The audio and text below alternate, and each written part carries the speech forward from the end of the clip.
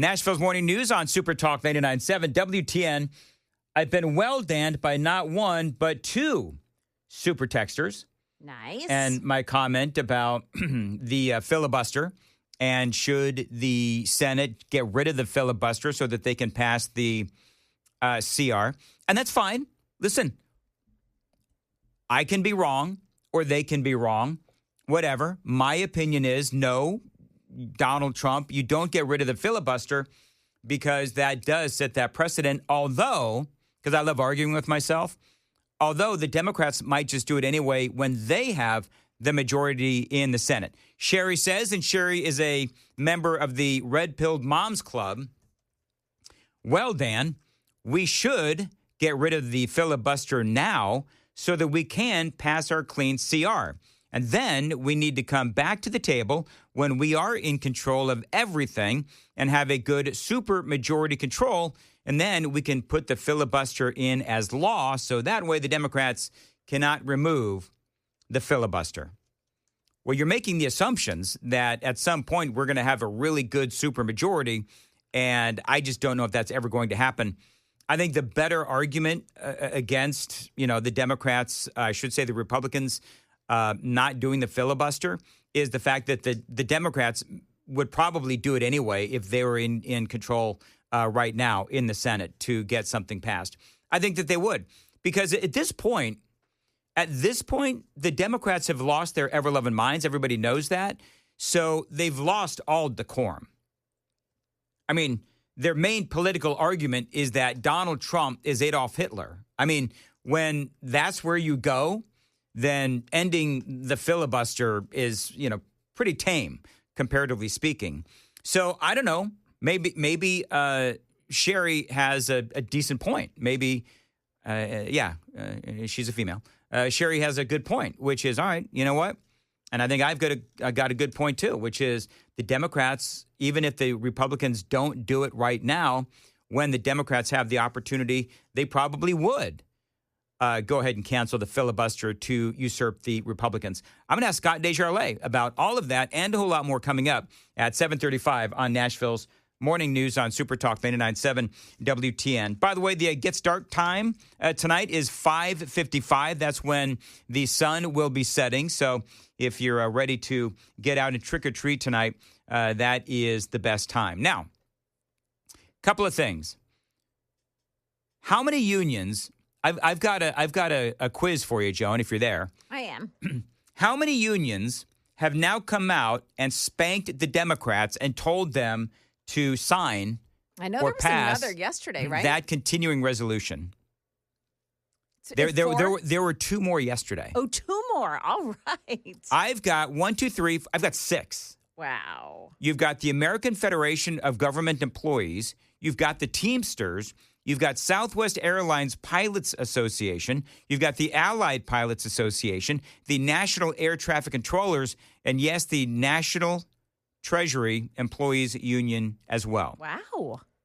So, I mean, this is, the Democrats know that they're kind of sunk. And I think that's... So now are they waiting for the elections to be over next week? I don't know. Maybe. I keep trying to look for the one thing that would make them stop doing this. Teamsters Union President Sean O'Brien, who spoke at the RNC, by the way, but did not endorse President Trump or President Biden, he actually came out swinging against the Democrats. This was yesterday. Took a position. I represent 1.3 million working men and women in this country for the International Brotherhood of Teamsters. We took a position 3 weeks ago. Pass a clean CR, get to the table, negotiate a deal. Do not put working people in the middle of a problem they should not be in there. And we got to think about the families that are going to be affected.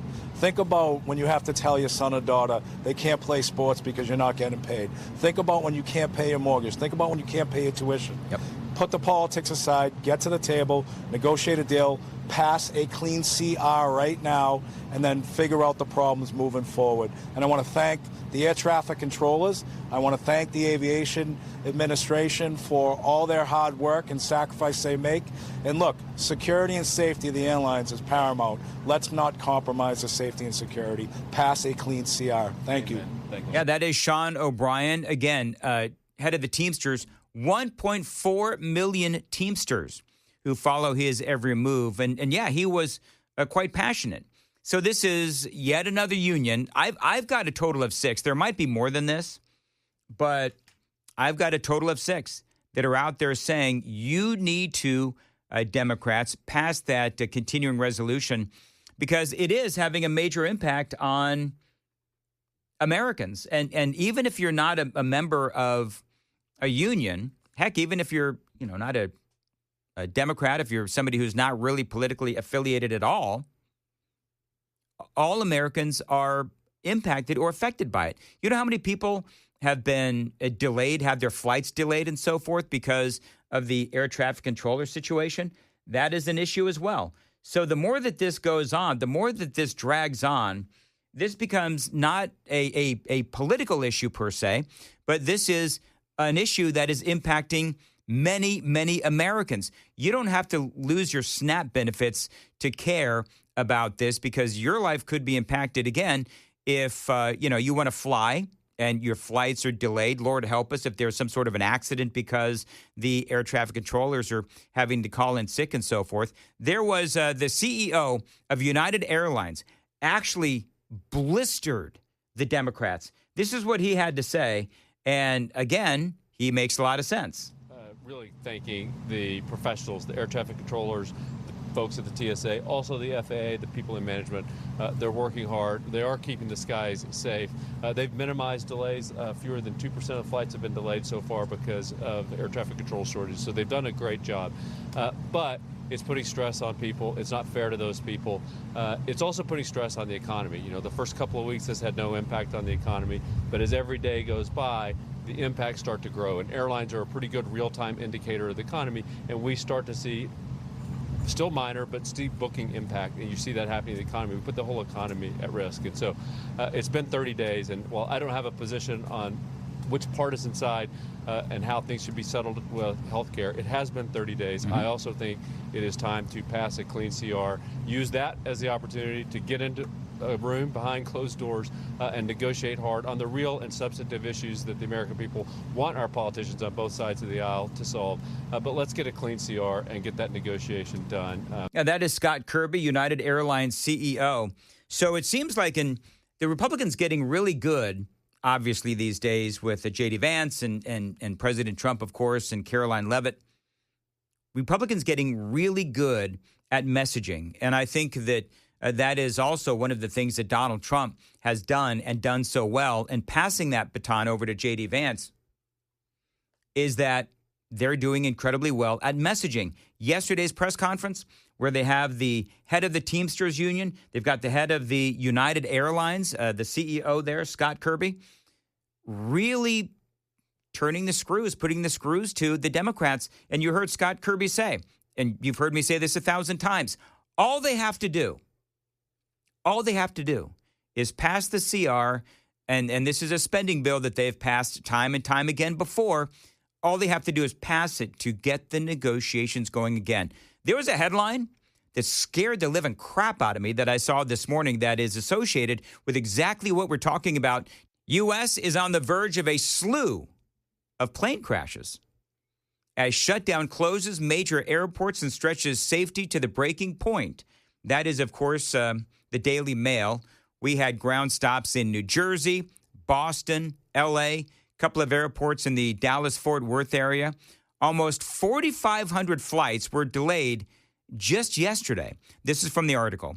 Now, experts warn that the ongoing government shutdown risks triggering a safety spiral as already short-staffed air traffic controllers call out sick after 5 weeks without a paycheck.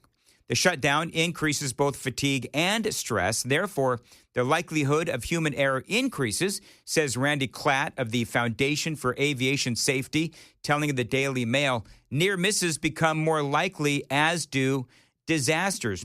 I've got audio, not video. So yesterday we had Doug Crulin on, who is the president and CEO of BNA. He was talking about the shutdown, and he told me again yesterday that BNA has been impacted by the shutdown, but not nearly as bad as other cities. And here is what Doug Crulin had to say.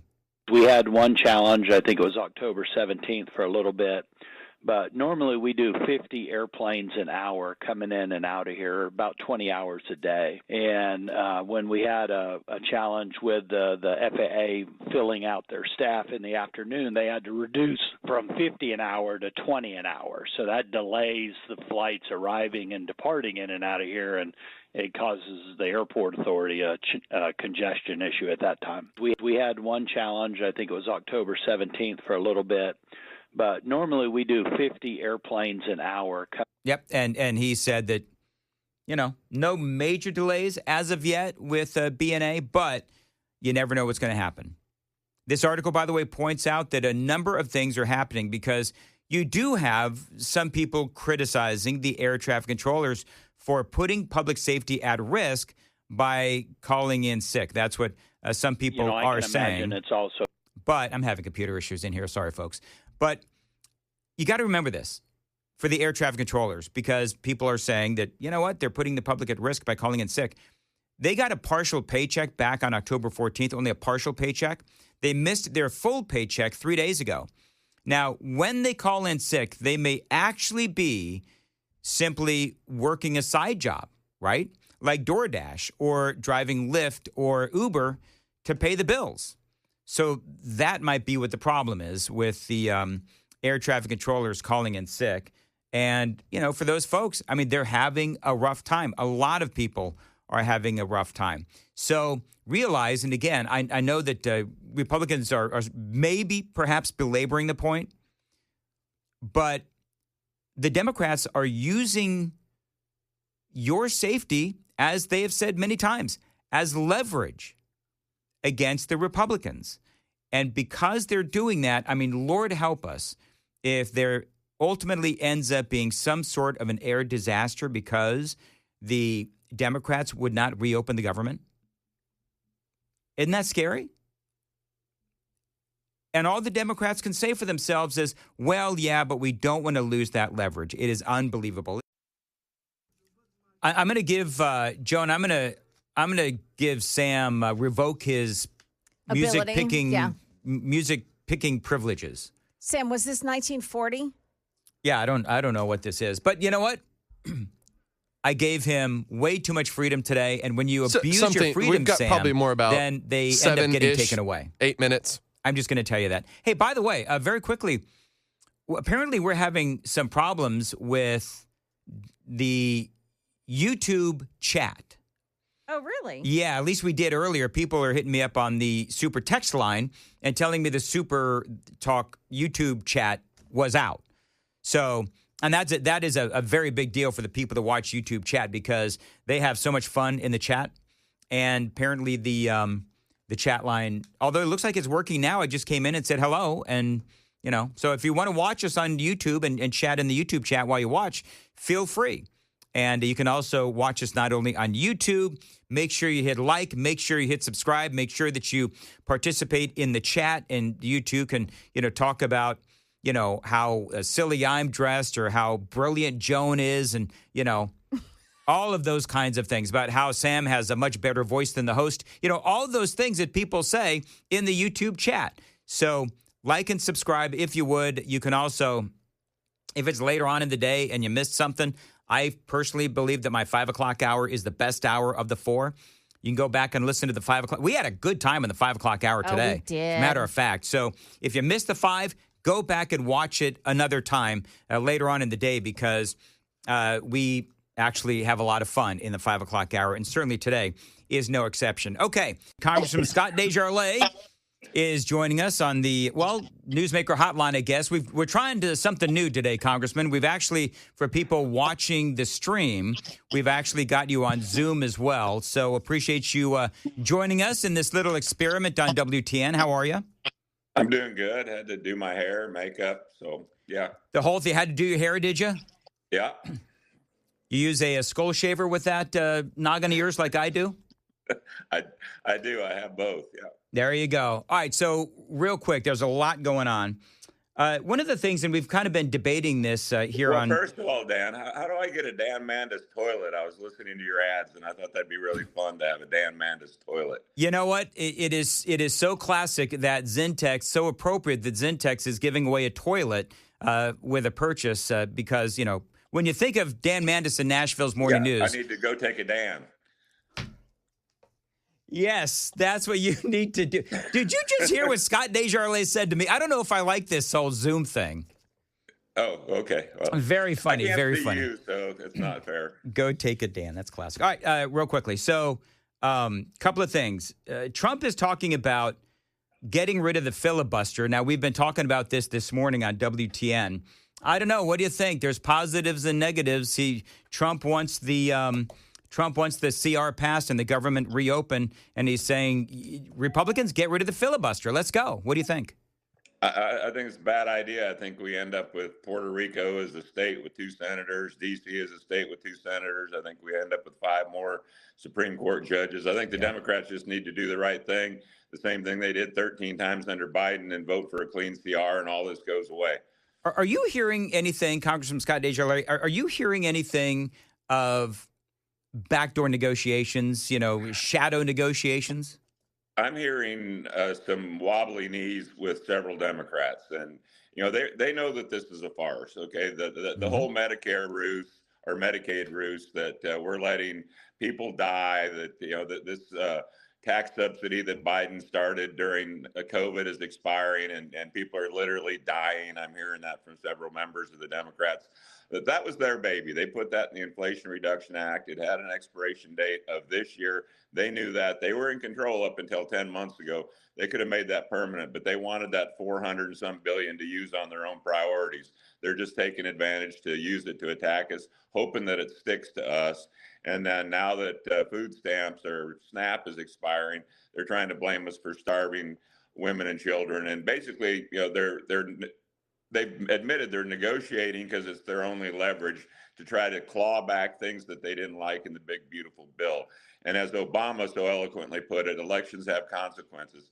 We elected President Trump to do a job to get the economy back in order, to shut the border, to stop the nonsense that we went through the prior 4 years. They're unhappy. They have Trump derangement syndrome. And so they've shut down the government. They've marched themselves into a blind alley. They have no negotiation leverage. And they're just hoping that this somehow sticks to Republicans, and they're willing to let Americans suffer. They're willing to let people go hungry, military not be paid, air traffic controllers not be paid.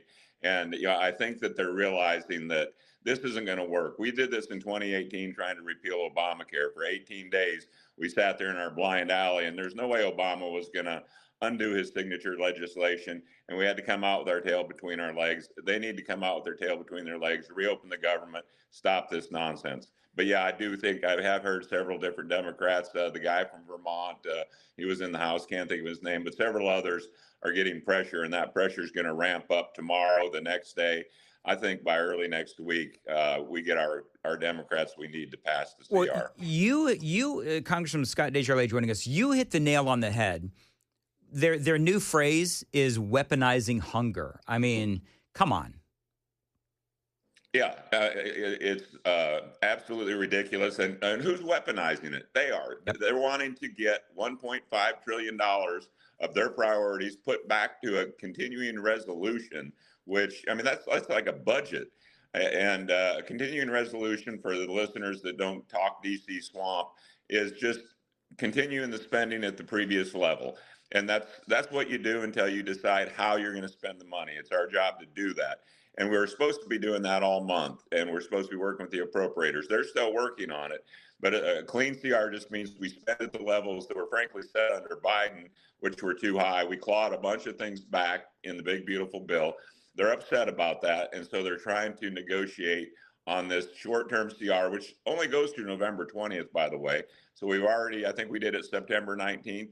We're going to need to do this again sooner than later, and we're probably looking at a CR sometime into next year now. And they're just, I honestly don't know what they're trying to do. The fact they voted for a CR back in March. Schumer got enough people. He took a lot of heat. He's afraid he's going to get primaried by AOC, and the liberal left is holding the Democratic Party hostage. and they need to stop the nonsense and just open the government. Everything that everyone's been talking about goes away today if they go to the floor of the Senate and just reopen the government. That's all they have to do. We don't need to negotiate with them because we're in the right, they're in the wrong, they know it, and they're just doing everything they can to put the blame on Republicans, and I don't think it's working. Congressman, let me ask you this. You, of course, everyone knows you're also a medical doctor, and this has come up in the last couple of days where, there's a lot of fraud within the whole SNAP benefits, EBT cards, and the whole thing. And there's a lot of folks that are on the socials, on TikTok and such, where they've got all of this really crappy food in their basket. I mean, you're talking about cookies and crackers and, Fruit Loops and all that kind of stuff. As a medical doctor, is there anything that we can do or can be done, or maybe is being done, and I don't know, to force these folks to, there's no other way to put this. I mean, you see the videos, and they're screaming about how they're not going to have their EBT cards and all that, but they're obese. And so it brings up the conversation about, okay, so should these EBT cards, should they be mandated to buy actually healthier food? Yeah, that argument's been going round and round forever. And, they do have some things that are SNAP eligible, some things that aren't. You'll notice every convenience store you go in has got some kind of semi-rotten fruit right by the counter. It's a banana, it's an apple, and it's an orange.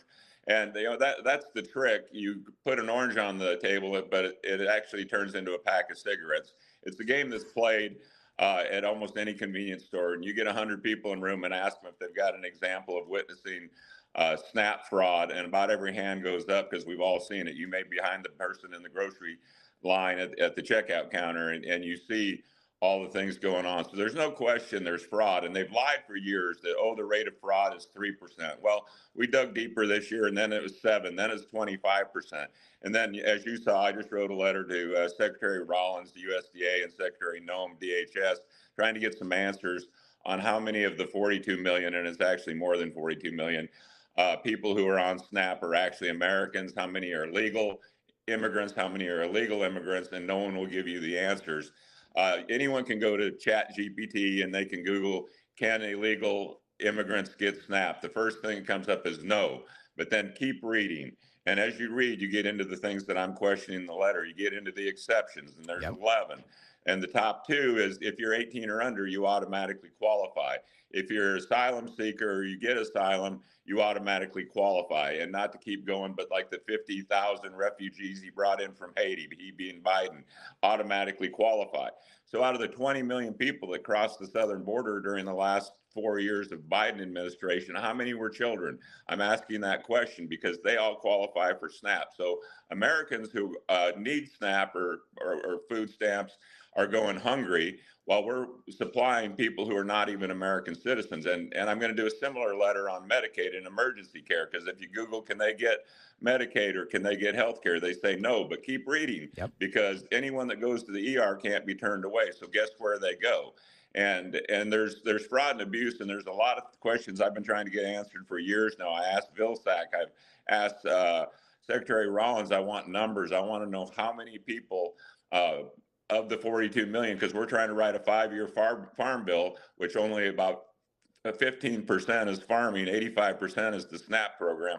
And how do you do that without transparency and knowing where that money's going? And I don't think most Americans think that their tax dollars should go to non-citizens, and at very least, it should go to American citizens first. Congressman Scott Dejarlais is joining us. One of the things that I was talking to a friend earlier about this, and about how this might be one of those moments where more of the American people actually start realizing just how many people and who are receiving these SNAP benefits. And, to your point, once President Biden deemed a lot of those folks that came in here illegally as legally present, that does open the door for, a lot of that various, aid, if you will. And so let me know if they actually answer your questions. I doubt that they will. Go ahead. I think maybe Rollins will, because I've asked her this in open hearings. I asked her earlier this year. They always come into a token hearing when they're new. And so in Ag Committee, I asked Vilsack, and what's funny is they'll give the same answer. No, you can't get these benefits if you're illegal. Then I held up their own handbook right front and center, these are the people that can get SNAP. And I said, is this wrong? He goes, no. And I said, so people do get SNAP that are non-citizens. Well, yeah, but there's exceptions. So in their mind, that doesn't make it illegal. That's the rules. And the rules need to be changed because, again, how many people that come into the country were under 18? Yeah, I'm going to guess 25%. And that's probably conservative. But of the 42 million receiving SNAP right now, I would love someone to prove me wrong that at least a quarter of those, if not more, are not American citizens. And so, yeah, I'll let you know if I get the answers. But this is something I've been working on for probably 5 years or more. And everyone that says they'll get back to me, but as usual in Washington fashion, they just put it at the bottom of the pile and ignore you. Okay, real quick, I want folks to know, and Joan, you probably have this. FBI Director Kash Patel, this morning the FBI thwarted a potential terrorist attack and arrested multiple subjects in Michigan who were allegedly plotting a violent attack over Halloween weekend. More details to come, thanks to the men and women of the FBI and law enforcement everywhere, standing guard 24/7 and crushing our mission to defend the homeland. Very scary, and kudos to the FBI for that. Yeah. Congressman Dejarlais, last question for me. President Trump has now called, and some people are saying that this was a surprise, swirling questions after Donald Trump's call to resume nuclear testing. Talk a little bit about that. Well, we're the only ones playing by the rules. We've had these treaties, I guess it's the SALT treaty that's due to expire in 2026. You can't trust China. You can't trust Russia. They've been building secret weapons. They've been building weapons that don't fit under the treaty. China's not under a treaty, so they're doing whatever the heck they want. He announced that, we're still the best. We got the best weapons. Russia's second, China's third. But in 5 years, China will be equal or have as many nuclear weapons. And the point is, everybody else is doing it. We've been trying to follow the rules, and we're pretty confident in our nuclear arsenal. And so we don't really feel a need to test them. There's ways you can almost test, I'll call it AI, but it wasn't AI at the time, that we know that our weapons are viable. But, why let everybody else break the rules and say, well, we're going to be the good ones and not do that? So and I think it's just classic Trump fashion. You guys aren't playing by the rules. We're going to start testing again, and we're going to show you how strong we are. And that was a big part of his tour. And I think he was very successful in what he did on this trip through Asia. I think he's got Xi's attention. Putin, I don't know what we're going to do with him. Yeah. But at any rate, I think that let's have a level playing field, and that's all he's saying. You guys have been developing secret weapons and testing them. We're going to do the same thing. All right, Congressman Scott Dejarlais, appreciate you joining us. Real quick, what is your favorite Halloween candy? I got to go with Snickers. Got to go with Snickers. All right, very good. Are you guys doing anything for Halloween with your family today? We're down here in a rural area in Sherwood, but all the family comes in, so we don't get just trick or treaters that come to the front door. They come and stay, and so we got a big pot of chili, and so people sit around and eat and socialize, and I guess that's the advantage of living in a rural area. It's a little more personal. Nice. Well, you have a good time, and we'll talk to you again soon. All right. It is 7:51 on Super Talk 99.7 WTN. All right. So that was on Zoom. Did everything work well? That was the first time that we've done Zoom. So you know what's going on with me and Chris Hand, Joan? Yeah, a little contest, I think. So yes? Yeah, a little bit of contest here between Chris and I. So Chris raised the ante yesterday because he had Senator Marsha Blackburn on via Zoom. And I'm like, dang Chris Hand, man. So I immediately got Sam on the phone, and I said, Sam, we got to get somebody on via Zoom today. And it's got to happen today. And congratulations, Sam, you did it. Nice job. It's a good thing we use Google Meets. Yeah, whatever. As opposed to Google Vegetables, which would never work. Dan! Wow. Dan, wow. that was funny. Was it fun? Dan made a funny joke. I think the congressman would be in support of putting those Google Vegetables on the SNAP benefits program. Did you hear what he said, Joan? About the toilet? Oh, no, I didn't hear him. You did? Did you? Have you been able to pull that yet, Sam? I will. We'll play it in the 8 o'clock hour. Okay. if you missed that little thing that Scott Dejarlais did to yours truly, like it was very subtle. We're gonna play it. We'll do it during the crisscross handoff because Sam is gonna pull it. It was very funny, and he just like snuck it right in there. I mean, if you're watching on Super Talk TV, I dang near fell out of my chair because that was very un-Scott Dejarlais-like. But I absolutely, because, I love when people make fun of me. So it was great. Just shocking. We have some very comical representatives in this state. Tim Burchett. He has released a video. I don't know if you've seen this, Joan. Congressman Tim Burchett has released a video of him skateboarding around the Capitol. Oh, did you see him also dining in the East Wing? No. It was a Waffle House. Yeah, it was at Waffle House, but he said it was at the East Wing. Oh. His last meal at the East Wing. And his meal was fit for a king. Yeah. See, you got to love Tim Burchett.